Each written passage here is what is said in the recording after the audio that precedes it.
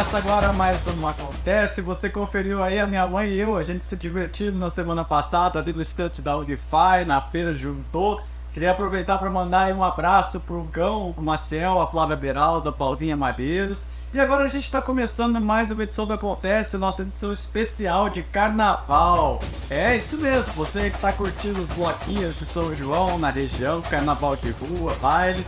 Aproveita para conhecer um pouco aqui sobre a história do Carnaval, que a gente está com uma convidada super especial. E a gente está presente em todas as redes sociais, Facebook, Instagram, YouTube, Spotify e também no Anchor e no Google Podcasts. Você pode acompanhar a gente em todos os lugares. Meu nome é Matheus Vianda e o nosso objetivo aqui hoje é não deixar o samba acabar, não deixar o samba morrer.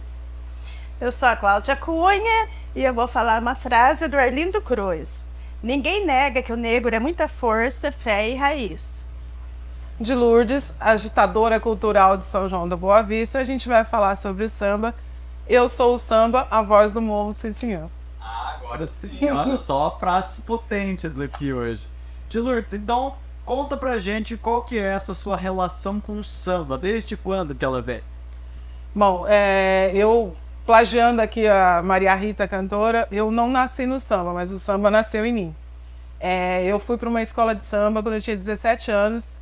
Foi meu primeiro contato com uma escola de samba depois de adulta. Mas eu sou filha de músico.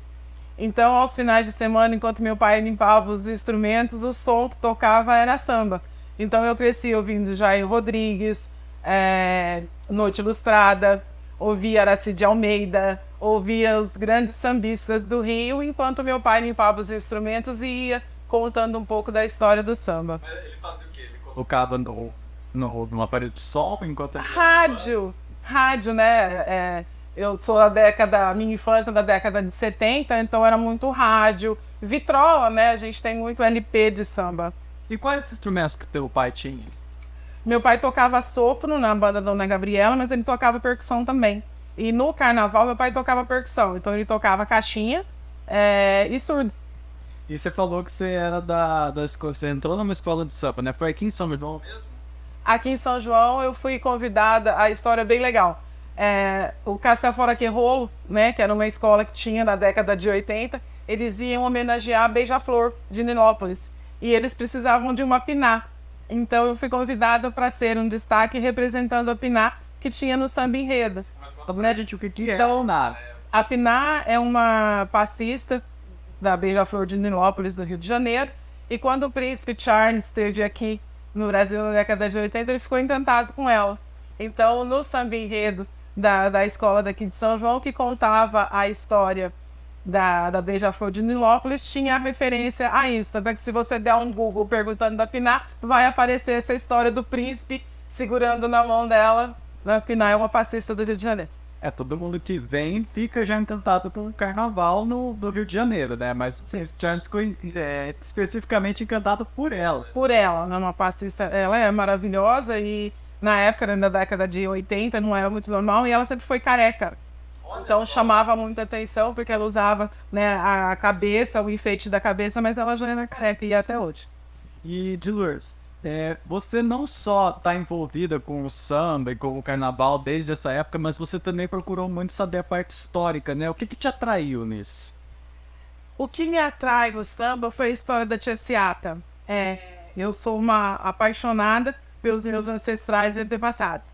E eu sempre fiquei muito curiosa de saber por que as escolas de samba tinham essa reverência toda com as baianas, né?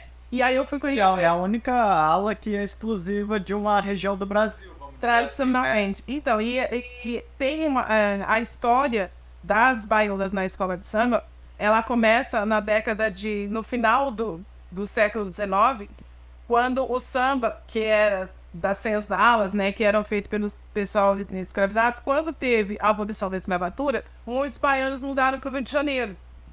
E nessa época o samba era proibido, assim como a capoeira. Então as tias baianas que vieram efetivamente da Bahia abriam as suas casas para que pudesse fazer as rodas de samba, né? Eu já tinha uma banda no Rio de Janeiro e com essa migração da cultura baiana teve a oportunidade de expandir. Sim, porque ali juntou, né, o samba de roda, que é natural da Bahia, com o samba do Rio de Janeiro, né? Então aí tinha essa reverência do samba, que era onde também os negros podiam homenagear os seus orixás, cultuar, era no samba, né? Então as tias baianas abriam né, as suas casas. E a tia Seata é uma das matriarcas do samba, porque ela trabalhava para um importante político na época, então a polícia não invadia a casa dela. Então ela tinha imunidade ali no samba. Então ela tinha toda essa reverência. E inclusive frequentava a casa dela. Donga, Pixinguinha, João da Baiana frequentavam a casa dela. Que ela acabava sendo então uma manifestação cultural, mas também religiosa. Sim, porque como era proibido, né? E você não via, os negros não podiam cultuar os seus orixás, era através do samba que isso era feito. Tanto é que a gente hoje em dia ouve sempre falar, mas tem muito samba que é de macumba. Não é exatamente de macumba, são pontos para reverenciar os orixás, porque era a única maneira que os negros tinham de poder cultuar ali os seus orixás, era através do samba. E a macumba que a gente fala, na verdade, ela é um instrumento musical, né? Sim. Que a gente acabou relacionando com a religião que, na verdade, é Umbanda, né? A Umbanda e Candomblé, né, que são as duas maiores religiões de matriz africana, e as pessoas confundem com o instrumento, né, que na realidade ele parece um reco-reco de madeira, que é a chamada macumba mesmo. E essas casas das tias, né? Também era praticada capoeira lá. Sim, a capoeira e a roda de samba eram feitos nesses chamados terreiros, né, que era o quintal das casas das tias baianas, né, porque a capoeira também era proibida, né, na época. Sim. Assim como samba. Então vamos aproveitar agora, a gente está chegando aqui na hora do almoço. Eu sei que você já deve estar com fome, então eu vou deixar um recadinho aqui, uma dica especial para você, que é o restaurante Mutulovic. Vamos conferir aí o recadinho que ele tem pra gente. Estamos aqui novamente, meu povo querido, São João da Boa Vista. Estamos fazendo uma parceria com o programa Acontece, que vai aos domingos. E a gente está aqui em frente ao restaurante Mutulovic, estamos aqui para convidar você. Aos domingos temos lasanha, tem 4 tipos de mistura. E um restaurante muito familiar, muito à vontade. Estamos aqui aguardando você, venha a tua família. Estamos aqui de braços abertos. E durante a semana nós temos também uma comida bem popular, apenas R$20, você come à vontade, com direito a 2 sobremesas. Tem também o prato feito R$17, a marmita R$16. A gente já está há alguns anos no mercado, o São João da Boa Vista já conhece o método nosso de trabalhar. Então estamos fazendo uma parceria aqui com o programa, uma parceria com o programa Acontece, que vai aos domingos. E estamos aguardando vocês. Recadinho dado, se você quiser conhecer o restaurante Mutulovic, aqui na Demar de Barros. Então, tia Lourdes, a ala das baianas, então ela vem abençoando e representando as tias, né? E as tias baianas, elas abrem o caminho, que é a passarela do samba, elas abrem o caminho abençoando a escola que vem atrás, né? Então ela tem uma simbologia muito grande para quem é sambista, para quem é do samba, ela tem uma simbologia muito forte. É uma bênção mesmo. E o samba ele é considerado um patrimônio cultural brasileiro, né? Um patrimônio imaterial, né? Imaterial desde 2005, declarado pela Unesco. E é interessante essa parte das baianas, que eu fiquei fascinado quando você falou que elas abençoam e tal, porque assim, não é uma coisa, é o samba trazendo uma característica muito forte da sociedade, da história da sociedade, porque é o mais velho dando condições para os mais novos continuarem esse trabalho, né? Então elas abençoam a escola para que os outros passistas possam lá continuar divulgando essa história do samba. É muito bonito, isso pode acabar. Não, e é uma coisa bem interessante que eu fiz mentalmente antes da gente começar o programa, e eu faço em todo o espaço que eu vou fazer. É pedir a bênção dos meus ancestrais e dos meus antepassados, porque eles me abençoam por eu estar aqui contando a história deles. Você é o resultado de Exato. E é isso que as baianas fazem, né? Quando elas giram, né? Elas têm um movimento certo para fazer o giro, que é o giro dos orixás, que é a abertura e a limpeza da passarela do samba, abençoando quem vem vindo, né? Porque a tia Seata é de 1908, né? Então essas que vem vindo agora, a gente é uma continuidade disso, né? O samba que a gente faz hoje, que a gente defende, que é o samba raiz, é o samba de terreiro, é o samba que só tinha percussão, né? A gente tem uma gama de... Tinha nem instrumento de cordas? Não, o samba original era só batuque, palma da mão e pé. Porque os negros não tinham os instrumentos de corda. Aliás, isso é muito interessante, porque a partir de 1930, quando começou a popularizar o samba através de Getúlio Vargas, que queria dar uma identidade para o povo brasileiro, é que começou isso. Aí foram colocados mais instrumentos, né, no samba. Quando tem a gravação do samba pelo telefone em 1916, 17, que é o primeiro samba registrado, né? Ele foi registrado em 1916 e gravado em 1917. Então, aí você coloca o cavaquinho, coloca o violão, aí você começa a introduzir as cordas. Mas o original mesmo do samba é só instrumento de couro, é só percussão mesmo e palma da mão. Apesar de ter sido, então, como você está falando, uma maneira de reforçar a identidade nacional, uma maneira que o Estado criou, né, por meio da propaganda e tal, isso não foi mal recebido, né, a introdução de instrumentos de cordas, ou teve alguma resistência, assim? Não, é porque eles fazem uma parte bem percussiva, né, eles têm um ritmo, né, não é tão melódico, ele tem a ginga, né? Tem, porque o samba, na realidade, ele acaba dividido em duas coisas. Você tem o gênero musical, o samba, e você tem a dança, né? A introdução dos instrumentos de corda, ele é bem recebido porque ele acaba valorizando a harmonia, né? Coisa que não tinha, e aí você coloca vozes e tal, coisa que no terreiro, no samba de terreiro, você nem precisa, né? Mas para uma gravação, para uma apresentação ou para uma roda de samba, fica bem melhor, né? E você tem a introdução do banjo depois, uma série de instrumentos. A única coisa que os puristas não gostam muito é da introdução de bateria, dos instrumentos eletrônicos, porque eles acabam tirando o som original dos instrumentos de percussão. Porque uma mão competindo com uma bateria é desumana, né? Então, aí você acaba perdendo um pouco. Mas aí você acaba colocando os outros gêneros, né? No pagode, né? No samba canção, aí você consegue... Por exemplo, no axé, utilizado principalmente em trio elétrico a famosa guitarra baiana, que ela é praticamente um cavaco, né? Só que ela é uma guitarra menorzinha, que eu acho que foi inventada no próprio Brasil. E assim, é um instrumento elétrico, eletrônico, né? E seria super bem aceito no axé. Então, assim, o que eu penso? Tem que manter o contato com as raízes, isso é fundamental. Todo mundo tem que conhecer a origem, ter contato com isso. Mas se não tiver uma renovação de tempos em tempos, acaba se tornando difícil de competir com as outras inovações que vão surgindo, né? Então, mas para isso é que eu acho, né, que existe essa divisão de samba. Você tem, né, a invenção de Dodô e Os Marques, que é o trio elétrico, né, que é o pau elétrico que eles chamavam antes de virar a guitarra baiana. Você tem isso, mas o samba raiz você consegue fazer com um pandeiro, um cavaquinho e uma percussão, você faz o samba raiz. Aí você vem no samba canção, você precisa de outros instrumentos, no pagode você precisa de outros. Então, nas divisões do samba, nos subgêneros, que nem a gente chama, você consegue fazer. Mas o samba raiz, a tradição, você tem que manter. Sim. Até para contar a história. Por quê? Porque quando você, na década de 30, quando o Getúlio Vargas resolve começar a fazer essa divulgação do samba, você foi tirando a africanidade do samba.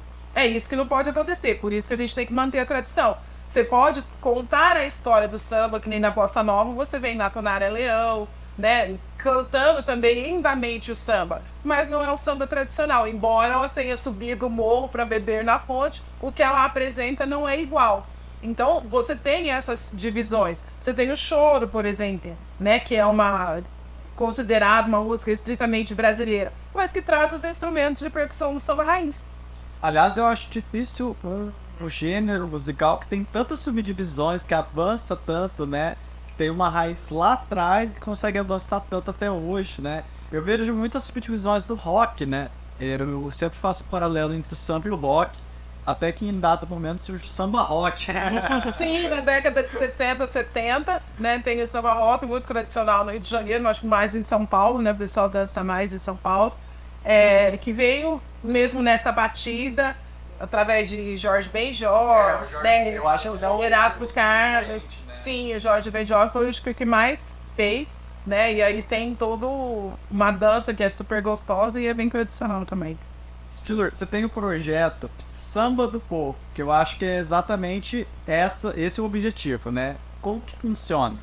Então, o samba do povo, o objetivo é esse, é mostrar para as pessoas o samba tradicional, né? Porque o pessoal que nasceu agora, nos anos 2000, final da década de 90, eles conhecem o pagode, eles não conhecem o samba raiz, porque não é isso que toca nas rádios, não é isso que toca em barzinho. Então, a nossa ideia era apresentar esse samba raiz, tanto é que a gente faz a apresentação numa roda mesmo, né? De samba. Exatamente como era feito. Como era feito antigamente, para que as pessoas conheçam o samba e para que desperte nas pessoas de hoje em dia a curiosidade de conhecer e de fazer o samba tradicional. Entendi. E aí, vamos de frequência que vocês costumam fazer apresentações, chamar o pessoal para dar uma olhada? A gente faz normalmente na praça, né? Porque o evento é gratuito, uma vez por mês. Né? Mas terça-feira de carnaval a gente vai tocar na Prata. Né? Então a gente vai mesmo com o nosso projeto. Que é a grande vai festa fazer a do samba, grande né? festa do samba. A gente vai fazer uma roda de samba, né? Das 19 às 22 horas, lá na Feira da Praia. Ô, Dilur, você estava me explicando que a roda de samba, ela tem uma hierarquia. Um instrumento chama o outro, como que é? A roda de samba, ela tem, assim, uma hierarquia pra gente fazer, né? Porque ela vem do samba de roda, que era assim, os homens tocavam e as mulheres dançavam.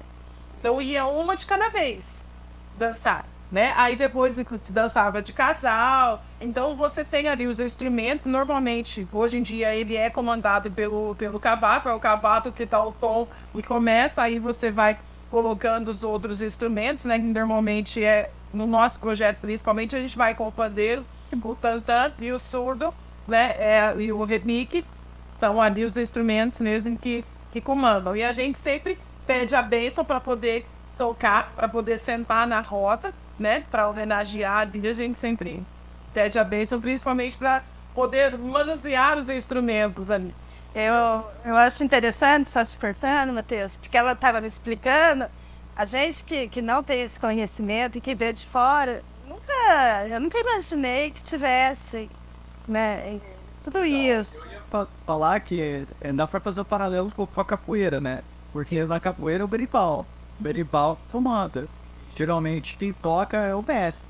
Então, se ele deixa você tocar o berimbau na roda, tem uma grande roça. Aliás, os capoeiristas só podem entrar na roda pelo berimbau. Na verdade, o ideal é que não espere o berimbau baixar, né? Mas é o berimbau que comanda. Então, é legal essa hierarquia, porque é uma coisa super organizada, em que as pessoas respeitam muito o seu mestre, a pessoa mais idosa. Eu acho que isso é uma opção que e para quem cresce nesse ambiente, ela já internaliza bem de criança, né? Sim, você aprende a respeitar os seus antepassados. Você aprende a respeitar os seus mais velhos, que a gente chama de jovem, né? Você aprende a respeitar os seus mais velhos. Eu não posso chegar numa roda de samba sem pedir permissão para fazer parte dela. Tem que ir na roda. Eu não posso chegar na roda de capoeira, mesmo ser uma mestre, sem pedir permissão para quem está naquela roda. Eu não posso entrar numa roda de jogo sem pedir permissão para fazer parte daquilo. Eu sempre muito oretoso. Nunca tem vai recursar, é raro recursar. É só assim, mas é questão de pedir a permissão por entrar. Eu acho. Eu acho que quando a gente pede a permissão, né, o que eu faço, né, quando eu for falar de alguma coisa de permissão, que eu não sei se vai falar, é exatamente isso. Quando você pede a permissão, você tá reverenciando quem chegou, quem fez antes de você, e pedir com a bênção para aquilo que você vai fazer, né? Então, aquela roda, ela é abençoada. Aquele santo é abençoado, porque não fui eu que inventei. Então, quando eu chego para trazer alguma coisa de tradição, ou para falar de alguma coisa, eu tenho que ter o respeito. E o respeito eu aprendo assim, pedindo permissão para fazer uma coisa. A gente não senta para comer na casa de ninguém sem pedir licença para sentar na mesa. Você não adentra a casa de alguém sem pedir licença. Então, você pode fazer isso, né? Dentro de uma roda de samba, dentro de uma roda de capoeira, dentro de uma roda de chão, dentro de uma coisa que seja tradicional, eu não respeito. Que é o som. Com a dança também ancestral, né, comandado por Berimbau e Atabar. onde você dança numa roda, girando sempre, você tem todo um sentido. A linha de giro é uma dança ancestral também. Existem famílias do jongo. Eu comecei apreciando muito o jongo da Serrinha, que é um sonho da minha vida ainda, poder conhecer pessoalmente. Mas a primeira roda de jongo que eu conheci foi a do Diego Ribeiro, que tem em Campinas. E ele agora faleceu, mas ele era uma pessoa assim, muito maravilhosa. Ele parecia um preto velho, sabe? Só que ele tinha uma energia e uma força para comandar aquela roda assim maravilhosa. Era de um axé imenso. E foi a primeira roda que eu pude participar, foi do Diego Ribeiro, de Campinas. E a palavra samba no dialeto africano tem um significado, uma tradução? Tem, é uma roda de alegria. Samba é uma roda de alegria. Bom, vamos aproveitar então que a gente está falando de alegria para conferir a programação dos bloquinhos de carnaval aqui em São João da Boa Vista.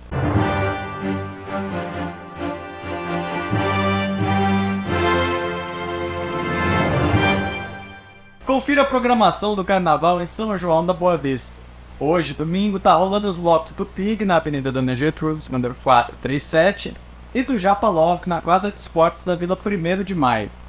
Amanhã, na segunda, as opções são o Bloco do Quintal na Avenida Doutor do Foco e Colau, número 1210, e o Bloco do Guanabara na quadra de esportes, o Jardim Guanabara. Para encerrar a folia, na terça, escolheu os mais resistentes quando se divertir no Bloco Leva Eu, na Avenida Doutor Durval Nicolau, número 738, e no Farofa Trens, na Praça Rui Barbosa, no Lacre da Estação das Artes. Falando sobre a história contada nos livros didáticos, o negro está sempre como... não é conformado, como que você fala? Sobre ser escravizado? Sim, não dá essa impressão. Que existia um certo acordo tácito entre o escravizado e o dono do engenho e tal, de que eles estavam confortáveis com o papel que eles cabiam. Então, só que ali, quando a gente, se você olhar pelo lado histórico mesmo, fático, imagina a seguinte situação. Você foi tirado da sua terra, do outro lado do oceano, você ficou quase 7 meses no porão de navio acorrentado em pescoço e canela, vendo seus iguais serem jogados ao mar virando comida de tubarão. Quando você chega nessa terra, que você não sabe onde fica, você está totalmente perdido, você estava no porão de um navio, totalmente perdido, você não sabe onde é, você não fala aquela língua, você é conformado, você não tem o que fazer. Não é uma questão de você estar conformado com a situação. E aí quando eles colocam, eles não conseguiram escravizar os indígenas, mas conseguiram escravizar os negros. Os povos originários, eles eram daqui. Eles sabiam para onde ir. O negro não, porque você chegava, você era levado para uma cidade, ficava de quarentena, era vendido como um cavalo, porque você era vendido pelos dentes e pelo pique que você dava, era mandado para outro lugar, separado da sua família e de tudo, você ia fugir para onde? Não, os povos originários, por mais que eles tenham sofrido também, eles estavam divididos em tribos das quais eles já conheciam e podiam se organizar de alguma forma, né? Sim. Já os negros, eles foram todos colocados juntos, só que eram de povos diferentes. Eles muitas vezes nem falavam a mesma língua daquele porão de navio, né? Então era muito difícil articular qualquer coisa. Exatamente, é o que eu disse. Você tem as suas famílias separadas, você não fala a sua língua. Muitas vezes você era colocado com o inimigo tribal na mesma senzala. Então não é uma questão de você ser conformado com a sua situação. É você ter que se organizar. Só que quando eles conseguiram se organizar, né, através da articulação, né, quando eles matavam seus senhores de engenho, quando eles conseguiam fugir e tudo mais, toda a negatividade também caía em cima deles. Porque você era revoltado, então na sua condição de escravizado e não humano. Por quê? Porque além de tudo isso, né, da viagem de navio, quando você chegava aqui, você não podia ter seu próprio nome. Você tinha que mudar de nome. Os nomes eram os nomes que os católicos. Exatamente. Trouxeram, né? Então você tinha que mudar de nome, você tinha sua família separada. Então não é uma questão de conformidade com a sua condição de escravizado. né?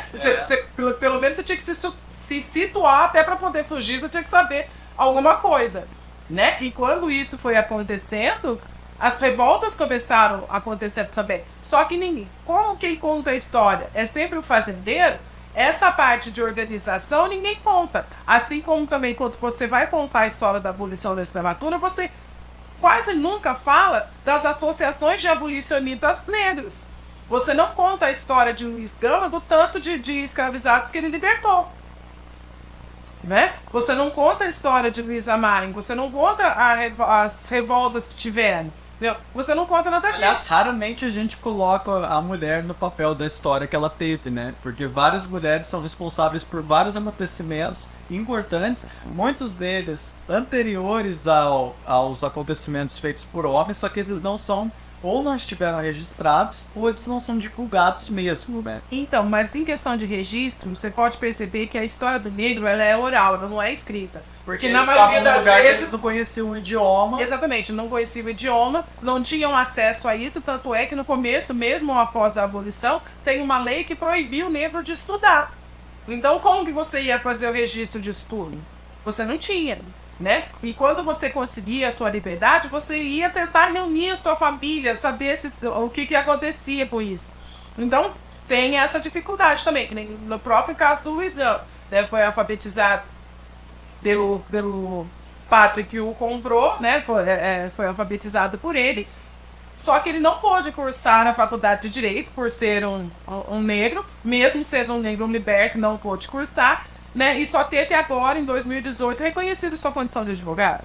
Então, e agora, mais recentemente, tá tendo aí o trabalho de divulgar todos esses acontecimentos, essas pessoas importantes, e eles estão, muitas escolas, inclusive, estão colocando a história, estão colocando na disciplina de história, né? Essa parte que a gente nunca teve, a minha geração não teve. Não, então, a minha também não. Então, a minha pergunta foi justamente isso. Então, quando eu falo assim, conformadas, sempre pareceu. Sim.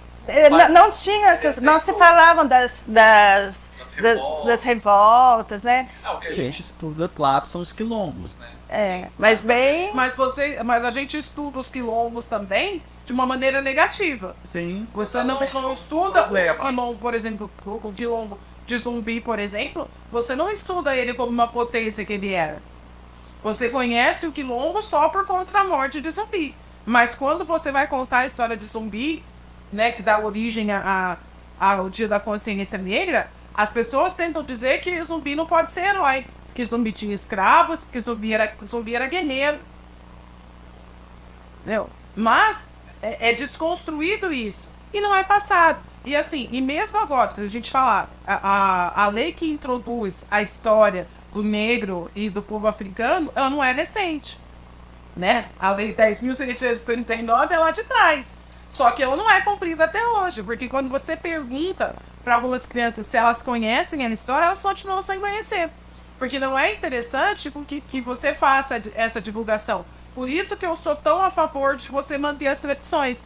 E eu sempre falo, quando eu vou fazer alguma palestra, quando eu vou falar alguma coisa, você só defende aquilo que você conhece, né? Então, para conhecer a história do negro, você tem que buscar também. Porque você não encontra com facilidade nos livros didáticos, você não encontra com tranquilidade. E quando você encontra, existe sempre um contraponto. Mesmo a história do samba, se você for buscar, essas informações que eu trouxe de final do século XIX, início do século XX, você vai encontrar sempre a partir de Getúlio Vargas de 1930. Você quer no interesse do Estado, de criar o nacionalismo. O nacionalismo. Quando você fala dos grandes sambistas, os grandes sambistas que vão aparecer, principalmente das mulheres sambistas, são as de pele clara. Você não fala de Clementina de Jesus, Jovelina Pérola Negra, que Ivone Lara é a mais conhecida, mas você não fala delas com a mesma facilidade que você fala de Rapé de Carvalho, de Clara Nunes, que são expoentes mesmo, mas são expoentes do samba de terreiro.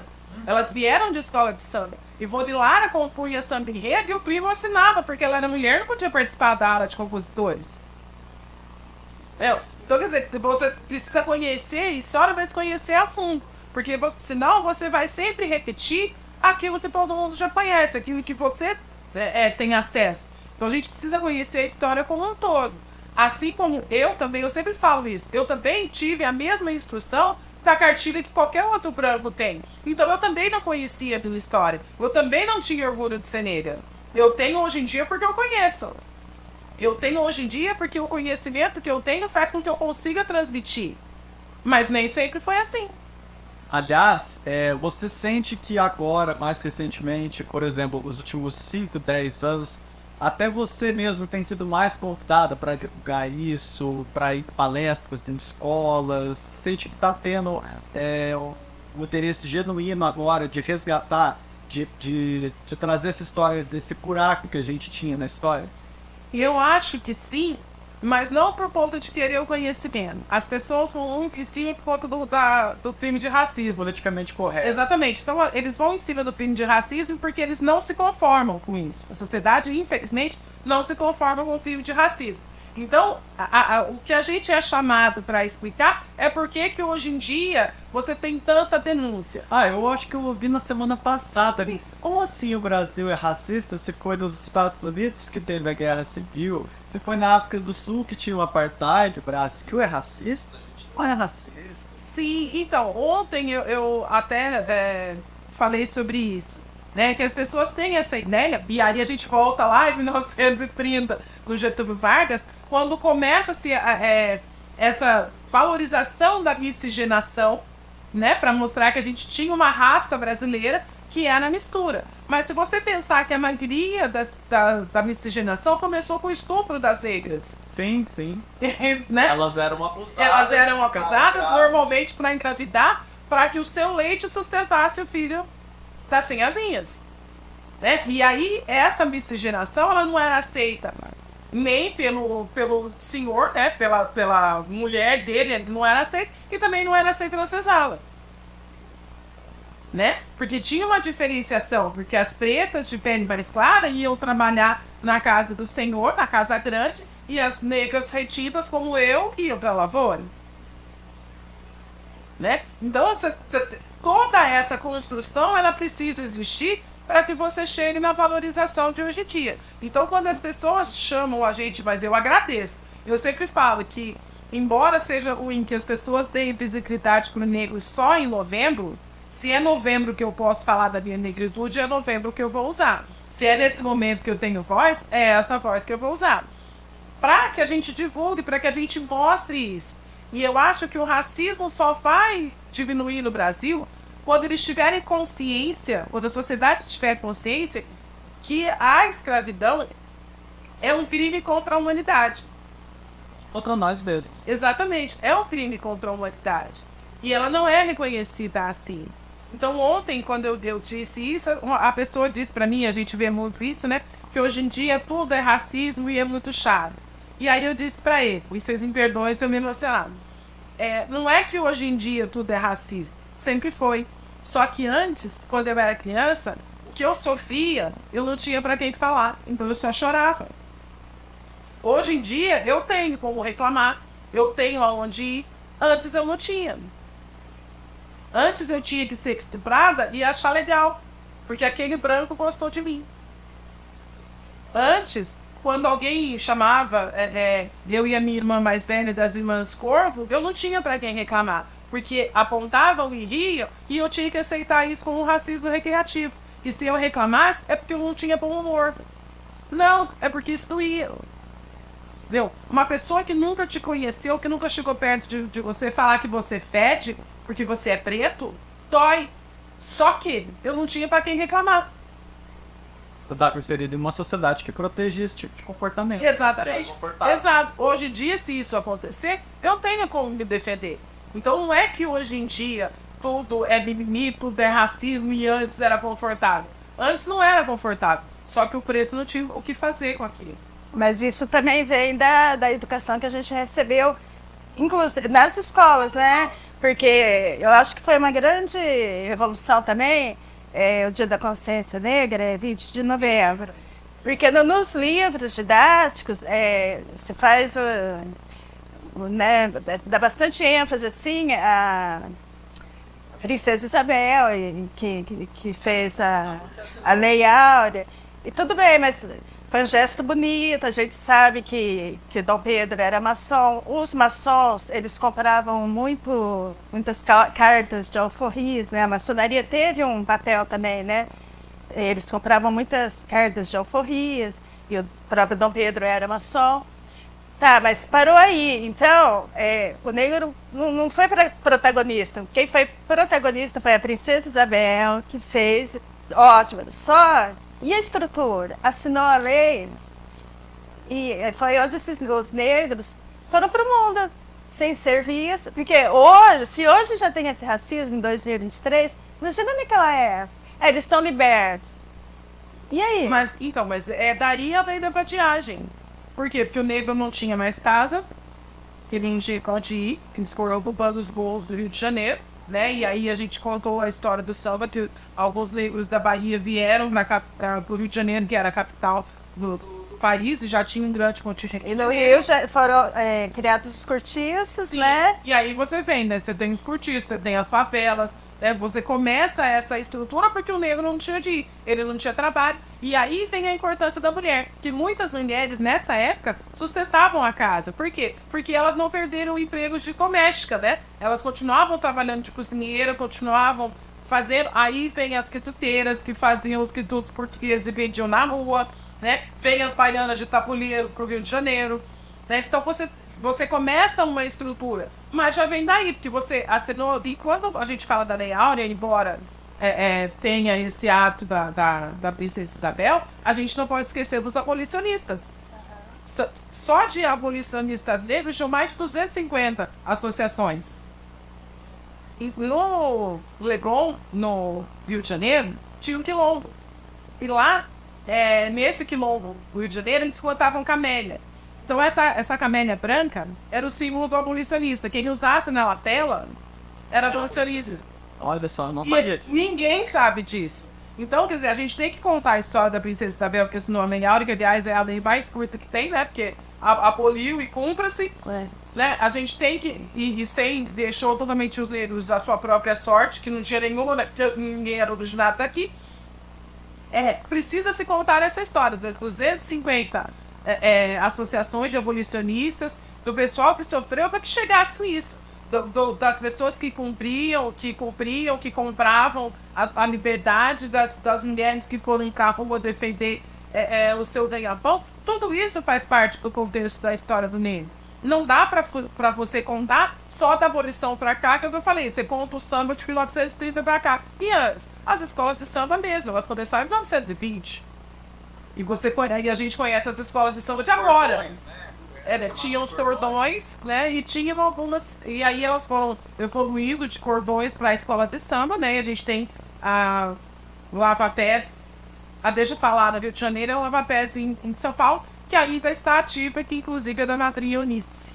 Recentemente eu fui assistir um espetáculo de um homem só, lá em o Sesc de Poços de Caldas. Só que esse espetáculo roda o Brasil inteiro, não sei se você já ouviu falar. É de um ator que chama Cleiton Nascimento e ele apresenta a peça Macacos. Será que você já conhece?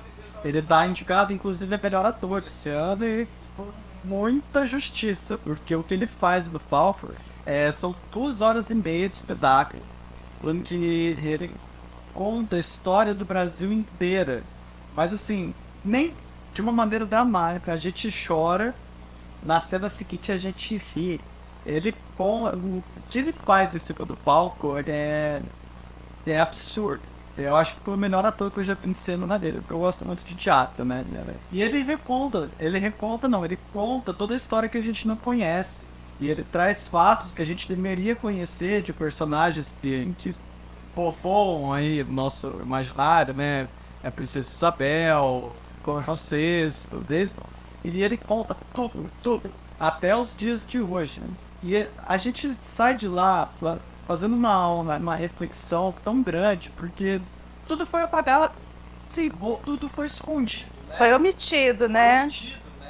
É que quem conta a história, eu ouvi isso um dia e é verdade. Quem conta a história é sempre o voto vencedor. Sim. Então, a gente precisa conhecer o lado que perde também. Que nem, por exemplo, você vê a estátua do Borba Gato, que deu aquele problema no ano passado. É um bandeirante. O que o bandeirante fazia? dizimava a população negra. Então por que eu tenho que considerá-lo um herói e não posso reverenciar zumbi? Então, é aí que tá.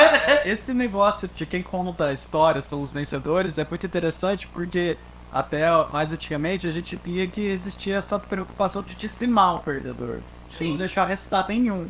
Porque quando resta, acontece o que está acontecendo hoje. A história vai sendo descoberta. Sim, você vai contando. Ó, hoje, a hora que eu estava para vir, eu estava pensando exatamente nisso. Né? Que felicidade que é quando você ouve neto de Ivone Lara contar a história, você ouve o Ítalo Bezerra contar a história do pai dele, quando você vê o Simoninha e o Max de Castro, a luta para limpar o nome do Wilson Simonal. Então, quando você vem conhecendo as histórias pelos protagonistas, né? Porque até um tempo atrás, o negro não era dono da sua própria história. Alguém contava a nossa história. Entendeu? E você só assistia. A gente não era personagem dela. A gente só assistia, né? E isso é muito triste. Porque é o que eu falei. Como que eu defendo a minha negritude? Eu conheço a minha origem. Por isso é tão importante que hoje a gente coloque referências até na cultura pop, né? Porque sempre foi esse papel de coadjuvante que era reflexo do que era feito historicamente, né? Então a gente refletia isso na TV, né? As novelas, os programas de rádio. Hoje em dia não. Hoje em dia isso está sendo revisto. E é muito importante. É muito importante para uma pessoa poder olhar um filme da Marvel e se enxergar ali no papel de herói também. De heroína, aliás. Exato. É você olhar para você no espelho e se sentir confortável com aquilo que você vê. Durante muito tempo, eu olhava no espelho e eu desejava ser branca. Porque não é confortável você carregar essa pele.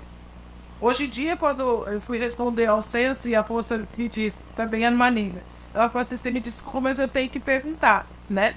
Você se declara como? Eu não me declaro. Eu sou preta. Eu sei que eu sou preta. E ser preto não é só carregar a pele.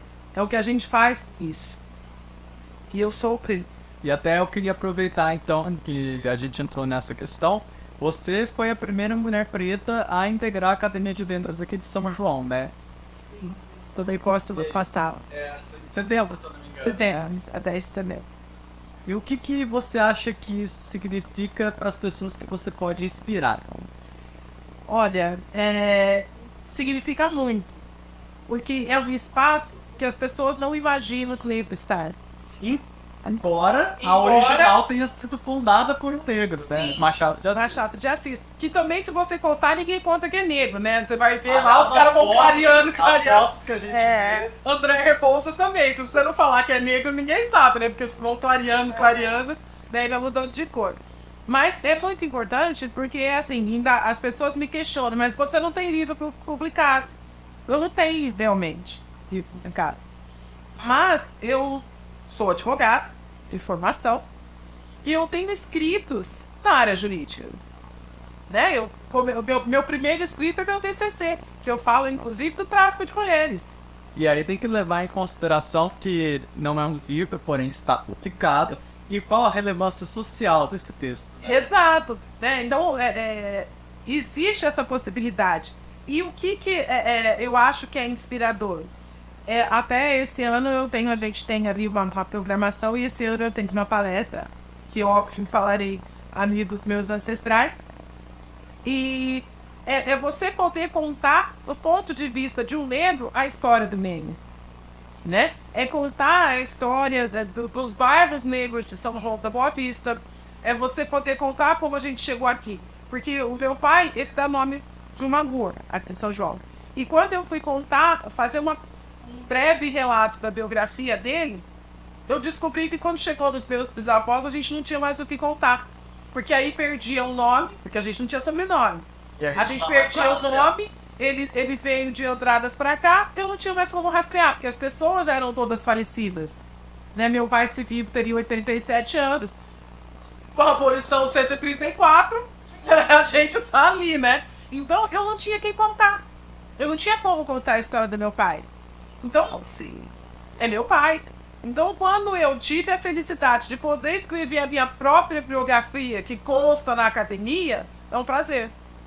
Porque o que está ali fui eu que escrevi.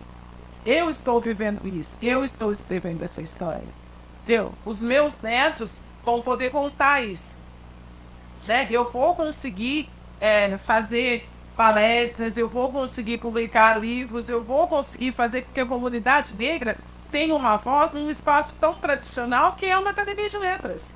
E tem uma estatística que 90% dos livros publicados são de brancos. Sim. No Brasil. Então, você estando na academia, você está mostrando seu trabalho, tanto de advogada, tomara que você escreva um livro, que é muito gostoso.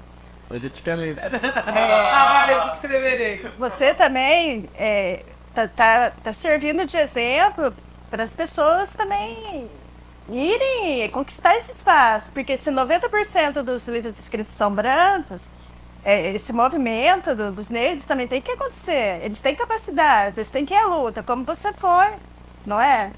Então, e só que assim, a grandeza de você chegar é que não é só a gente ir ao mundo, é a gente ser incluído nessa luta. Porque muitas vezes você vai e a porta bate. Mas é o que eu falo. Se eu encontro uma fresta para uma porta, eu faço. Então, essa força, Então, né? exatamente. Resistência, né? Resistência, mas é você chegar, é você acreditar que você pode. Mas como a gente disse, a gente é educado para achar que não pode. Eu lembro que quando eu fui trabalhar na UFIOB, quando eu fui trabalhar na reitoria, que eu entrei lá como telefonista, depois eu fui trabalhar na secretaria da reitoria. E você percebia o olhar de espanto das pessoas quando você dizia que trabalhava na secretaria da reitoria. E eu já era, como secretária da reitoria, mais do que qualquer pessoa, sou uma pessoa negra. Quando eu peguei a minha carteira da OAB, eu fui a única negra a pegar aquele dia. Eu fui a primeira presidente da Comissão da Igualdade Racial de São João da Boa Vista. E eu não sou a primeira advogada negra. Eu fui a primeira advogada negra a defender em caso de racismo como assistente de acusação. Entendeu? Então, é importante abrir o espaço, mas você mostrar que é possível. Mas, muito mais acreditar em você, que é o que eu digo. Eu não carrego só a pele preta, eu sou preta. Porque o que acontece? Às vezes você carrega a pele preta, então na primeira porta batida você recua. Porque você não se enxerga naquele espaço. Eu me enxergo em todos os espaços. E no samba eu tenho a felicidade de ser assim. Eu construí uma história dentro do samba. Eu sou presidente de um projeto e são todos homens, os meninos que tocam.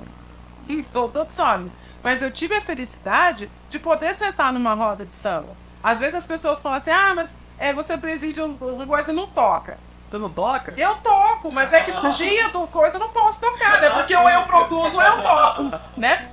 Mas eu tive a felicidade de poder sentar numa roda de samba e tocar. Eu tive a felicidade de sentar numa roda de samba e poder cantar.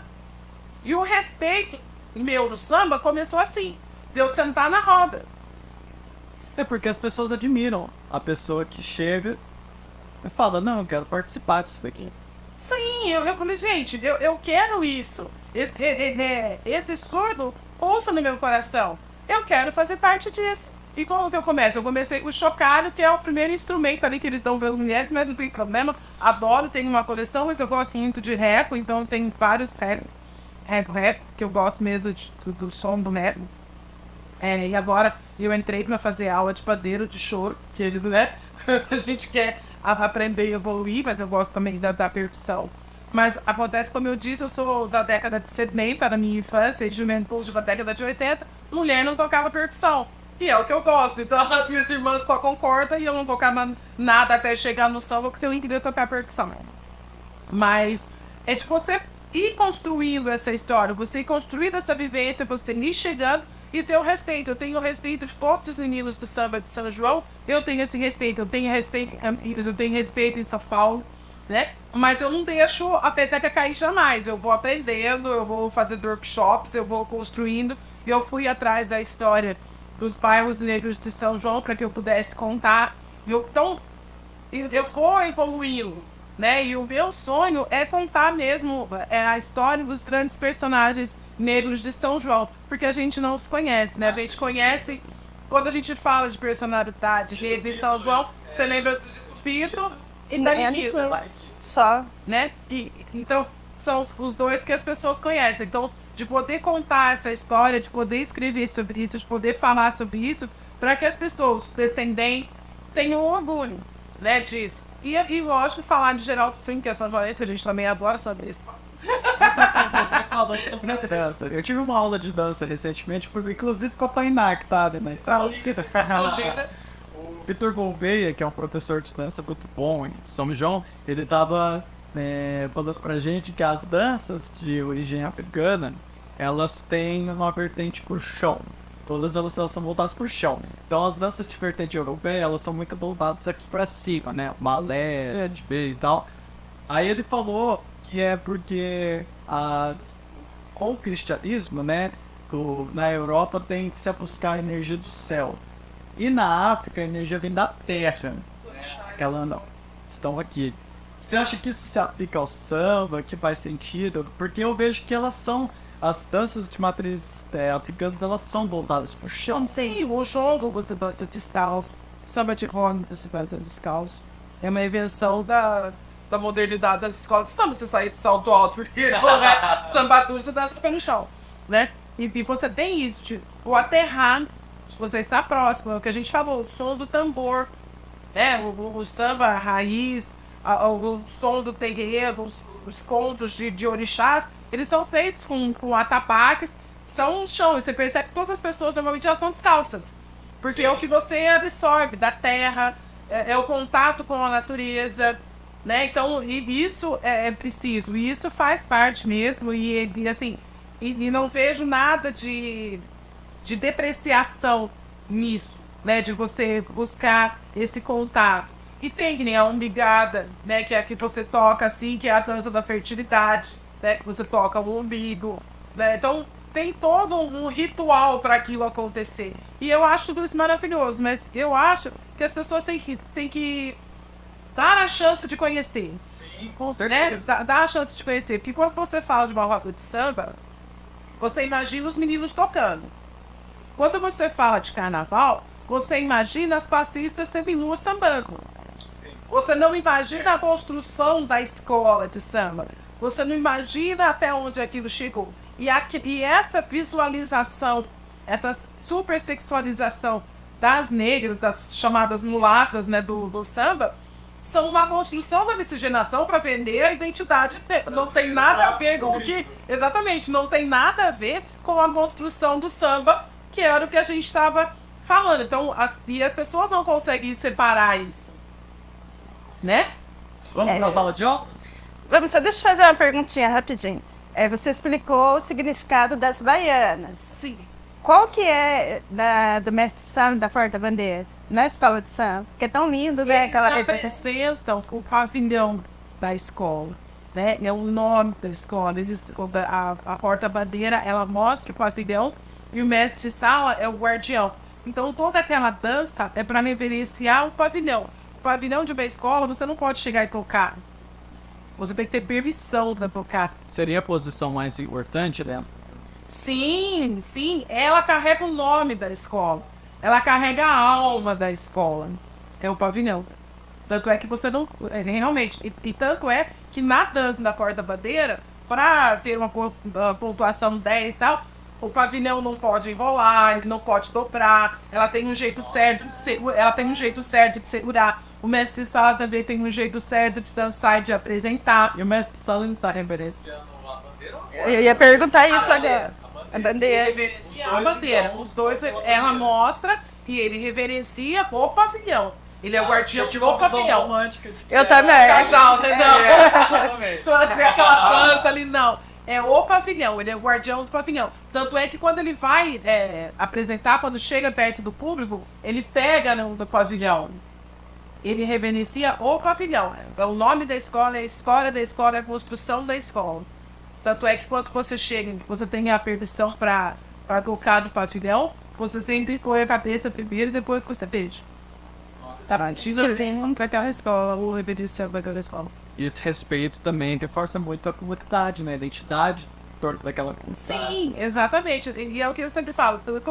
Tudo que vem no livro, você percebe que tem essa reverência, né? E eu, para poder pegar do pavilhão, eu tenho que cumprimentar a porta-bandeira, o mestre de sala, e aí pedir a bênção e tocar nessa sequência. Quando eu vou participar da roda de jongo, eu tenho que primeiro pedir a bênção para depois, pros três instrumentos, para depois poder dançar.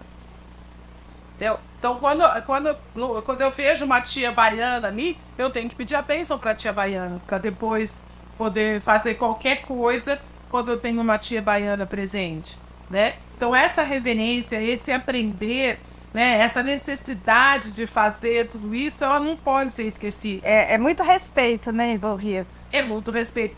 Porque as religiões de matriz africana, os povos africanos, eles têm muito respeito pela matriarca, né?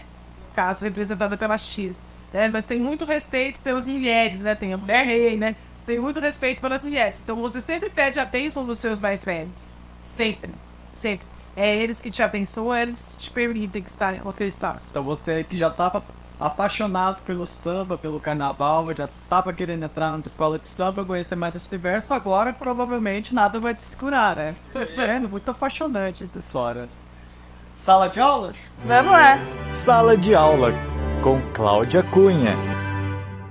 Então hoje a gente vai falar por que é tão importante os pais e as mães e os responsáveis participarem das reuniões de pais e mestres, que ainda tem esse nome bonito, né? E eu vejo assim que há alguns anos vem decaindo essa presença dos responsáveis das reuniões. Eu já fiz reunião com uma mãe. Aí vou ficar, dá pra chamar de... Então, por que é importante? Você vai conhecer o trabalho pedagógico apresentado pela professora. Você vai conhecer os funcionários, vai conhecer a escola, você vai sanar todas as dúvidas, as suas expectativas, as suas perspectivas. Você vai ter um vínculo com uma pessoa que passa a maior parte do tempo com seu filho, né? Porque a professora passa 4 a 5 horas. Às vezes nem os pais não passam esse tempo direto com a criança, né? E para a criança é importante que os pais vão na reunião, porque quando você mostra interesse na escola, quando você valoriza a escola, a criança também valoriza. E, inclusive, quando nós temos reuniões, os meus são pequenininhos, eles perguntam: "Ô, tia, minha mãe veio." Olha só, a cobrança já vem da criança, né? Então, quando tem reunião, a gente sempre manda um informativo 10 dias antes, uma semana antes. Então, mesmo que os pais trabalhem, dá para negociar. Eu acho que até tem alguma coisa na lei que os pais podem ir na reunião dos filhos, né? Então, e tirar esse medo, porque os pais, de Lourdes, eles acham assim: eu vou na reunião, a professora vai reclamar do meu filho. E uma vez eu até participei de uma palestra, eu falei, quando o Matheus estava na escola, a gente sempre procurava ir, o pai dele ou eu. Se eu fosse na reunião e tivesse tudo ok, eu estava contente. E se eu fosse e tivesse algum problema, eu estaria contente também, porque aí eu posso alinhar. Então, eu acho que essa visão que os pais têm que começar a ter. Não, eu vou lá e a professora vai falar que o meu filho está com problema. Se tiver com problema, é uma parceria que o professor, a escola e os pais vão trabalhar junto. Então, olha só, tendo essa outra visão. A criança tem informação, ela não é obrigada a ser perfeita. Sim, sim. Você cai, viu? Então, seja a nível de aprendizagem, seja a nível comportamental, se o seu filho estiver saindo um pouquinho fora, vai estar lá a professora: olha, vamos fazer uma parceria, vamos trabalhar junto. Então, o maior beneficiado vai ser a criança mesmo. Bom, a historinha rapidinha, a minha filha, ela aprendeu a ler muito cedo. Então, quando ela estava na escolinha, ela já sabia ler. Então, ela lia, ela respondia as questões e aí ela ficava conversando, trabalhava geral. Então, ia nas escolas: sua filha não para de falar e tal. Aí um dia me deu um insight. Falei pra professora assim, por que você não coloca ela de monitora, então? Por quê? Porque aí ela vai conversar, ela ajuda os outros e para de perturbar. E assim elas fizeram. Por quê? Porque ela lia, né? Ela tinha 5 anos, ela lia a revista Veja nos 5 anos só. Então, quer dizer, dava pra ela não fazer as coisas, não, porque assim, quando a pessoa tava começando a escrever, ela já tinha lido a frase. Né? Mas eu podia falar pra ela, não, você não pode ler. Você vai ver. Então, mas eu não podia falar pra ela, você não pode ler, porque a minha intenção era incentivar que ela se desenvolvesse. Então, falando nada, tem que problema, vou botar um esquema aí pra esse problema. E a monitoria super funcionou, porque aí ela terminava e ela ia ajudar os amiguinhos, ela se sentia importante e responsável e parou de chegar em casa chorando porque a professora mandava ela parar de fazer as coisas. Então, existe o jeito fácil e o jeito criativo do bem. Sim, então é essa parceria, né? E os pais, né? Sempre incentivarem a criança a respeitar os professores, que hoje em dia tá bem difícil isso. Eu vejo até pais de alunos que incentivam a criança não ser violenta com a professora, mas até esse desrespeito por pais que chegam, sua professora é chata, porque as crianças pequenas contam pra gente, né? Então, só um aviso, assim, a primeira autoridade que a criança tem são os pais, a segunda são os professores. Quando os pais incentivam a criança a desrespeitar os professores, lá pra frente, quando ela crescer, ela vai estar desrespeitando os pais, porque ela não vai ter aquela consciência de autoridade. A professora é uma autoridade, ela está desrespeitando. Quando ela crescer, ela vai desrespeitar os pais, depois os patrões, depois a polícia, sociedade. Então, gente, participem das reuniões, não tem problema, e como o Matheus falou, a criança tem algum problema de comportamento, a gente vai alinhar, a gente está lá em parceria, tá? Se ela dá alguma dificuldade em respeitar as autoridades, pode colocar ela capoeira, projeto de samba, porque ela vai ter que aprender. Mesmo porque vocês viram que samba, capoeira, é tudo disciplina e respeito. Sim, muito se trouble com respeito. A gente tem que respeitar os mais velhos. Álbum de recordações? Álbum de recordações. Eu tava ansioso pra... Eu também tô ansiosa, Lourdes, você sabe, né? Eu sempre faço o quadro de uma lembrança afetiva da sua primeira infância. 0 ou 7. Então, tá vendo a de Lourdes lá, pequenininha? Então, fixa nela. Me dá meu potinho. Só, tá aí. Só que preparei uma coisa bem legal. Confete, que é o programa Acontece, máscara de carnaval, confete. Mas antes de você responder a sua pergunta, você abre a tampa e responde uma outra pergunta. Lê pra gente a pergunta. Nossa, é muito cara já eu pouco siriguetom. Ah, bem, e eu sou dos dois. Peraí, qual que é a pergunta? Eu sabia que você ia gostar. Paranauê pra pouco siriguetom. Eu vou explicar a frase, o que é. É muito Paranauê pra pouco... Não, muito Paranauê pra pouco. Explique do jeito que você entender. Paranauê pra mim tem a ver com as atividades, né, no caso aqui a gente está falando de capoeira, de samba, então é um conhecimento, então é Paranauê mesmo. E siriguetom é o que a gente tem que ter no samba, isso eu tenho. Isso eu tenho. Mas, olha, então eu acho que eu usei fora do contexto. É uma situação que teve uma pessoa, como diz por aí, se achava, né? Eu falei essa frase, olha, é muito Paranauê para pouco siriguetom. Ela cabe nesse contexto? Cabe, na cara. Quando a pessoa, então, porque quando eu falo do Paranauê, o conhecimento, ela cabe justamente por causa disso. A pessoa acha que tem muito conhecimento, entendeu? Mas na hora do zirito, que é na hora do vamos ver, a pessoa não tem. Então, cabe. Que coisa, mas saiu essa frase sim. Não vai fechar não. Agora vai ser a sua memória afetiva do 0 ao 7 com a palavrinha que tá aí. Só que tem 3 papeizinhos. Explode. Ela pegou na hora, porque tinha. Tente novamente. Você não achou. Olha, você era a escola. Bem, os meus olhos muito fana.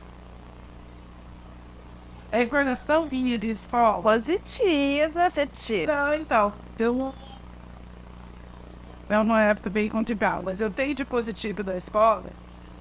Eu estudei com o José Francisco Martins. Então, eu estudei com ele. E foi ali que eu aprendi a cuidar das pessoas, né? Porque ele tem os ossos de vidro, então eu me sentia responsável para que ninguém o machucasse. Então a gente tem muita amizade até hoje, né? Sempre quando ele precisa de alguma coisa relacionada à negritude, ele me convida para participar do programa e tal. E ele é meu colega de escola, a gente fez o pré-primário na época, né? A gente fez o pré-primário, então a gente ficou junto durante um bom tempo. E ele realmente foi a primeira pessoa que eu aprendi a cuidar e foi o primeiro contato com uma pessoa com deficiência, mas que levava numa boa. A preocupação nossa é que, assim, no recreio, a gente ia brincar na praça Joaquim José, né? Que a gente estudava pro Joaquim José, ou a gente ia brincar lá. Então o medo era esse, de que alguém derrubasse, né? E ele se machucasse, porque qualquer pancada mais forte quebrava. Então ele é um amigo muito querido e foi meu primeiro cuidado. Desde então você passa a acolher as pessoas. Sim, exatamente. Isso faz parte da minha vida. Legal. Que joia, gostei. Vai participar? Não tem. Ah, que bom que já fui direto. Ai, Você foi direto. Estraguei a brincadeira. Não estragou, não. Eu coloquei 3 papeizinhos. Eu falei assim, vai ser legal, porque ela vai tirar. Não é essa. Tente de novo. E depois, olha, no potinho cheio de confete. Eu fui direto. Primeira. Aí leva potinho de lembrança. Confete que lembra dos carnavais, também dos primeiros carnavais, quando eu era criança, era no Clube do Lisgão. Então, e é uma época muito divertida. Ô, Tia Lourdes, a gente tá chegando ao programa. E os meus meninos me infartam. No final, eu sempre gosto de trazer uma rodada de recomendações. Se você estiver assistindo, lendo, música, pode ser que você tá consumindo agora, que você gosta, o que você quiser. Você tem alguma coisa pra gente? Eu tenho, assim, Pode ficar à vontade. eu sou uma pessoa muito de ler muito, né, de participar muito. E eu tenho feito alguns workshops de samba. Embora tenha a frase de que samba não se aprende na escola, mas a gente tem os workshops de samba para aprender a cultura do samba, principalmente do samba paulista, né, que é o que a gente menos conhece, né? Eu tenho muito conhecimento do samba do Rio de Janeiro, da Bahia, mas tenho um pouco do samba de São Paulo. E eu tenho a grata satisfação de ser amiga pessoal do Tadeu Caçula, que é um estudioso. Ele é presidente do Samba Cultural Autêntico de São Paulo. Ele é sociólogo e ele é escritor do livro Casa Verde, Uma Pequena África Paulistana, que é um livro muito interessante que conta ali a história das pessoas. Mas esse livro que eu trouxe, na realidade, ele é do Eninho Fonseca, que me emprestou. Ele me emprestou porque fala... agora da cabeça. Exato, porque fala de Geraldo Filme. Ah, olha só. É uma entrevista de Geraldo Filme, então eu super indico que as pessoas conheçam, porque eu defendo muito que São João tenha uma semana de Geraldo Filme, que São João conheça o Geraldo Filme é sanfonense, é um sambista super respeitado em São Paulo, participou de várias escolas, da Vai Vai, do Liquids, do Beluxo, da Casa Verde. Inclusive, a minha amizade com o Caçula veio por conta de Geraldo Filme. Tá nome pra Da nossa escola de música. Então, para que as pessoas conheçam a história de Geraldo Filme, né? Então, eu super indico, do Sesc, bem antiguinho, a gente vai achar na biblioteca, mas conta a história de vários sambistas. Tem Geraldo Filme, que é são joanense, mas merece todo o nosso respeito e reverência. Como chama? É do Sesc, seus autores e intérpretes são autores e intérpretes de samba, do samba paulistano. Então tem vários autores e sambistas paulistanos e dentre eles Geraldo Filme. Isso é extremamente rica dessa indicação, que é também para o Sopranex, né? E a nossa indicação também vai falar. Nada é combinado aqui, mas a minha indicação hoje de livro é a mesma do Matheus e vocês vão entender por quê.